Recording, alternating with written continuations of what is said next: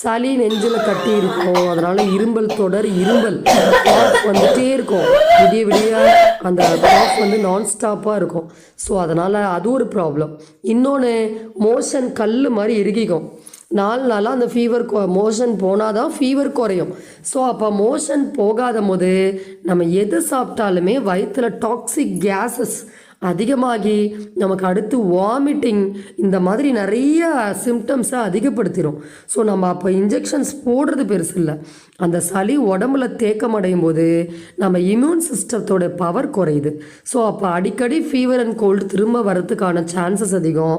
So நம்ம என்னதான் viral fever bacterial ஃபீவர்னு சொன்னாலும் நம்ம உடம்புல நோய் எதிர்ப்பு ஆற்றல் அதிகமாகணும், சளி கழிவுகள் வெளியே போகணும். இதுதான் ஃபீவரோட கான்செப்ட். ஸோ அப்போ மோஷன் டைட்னஸ் இருக்கக்கூடாது.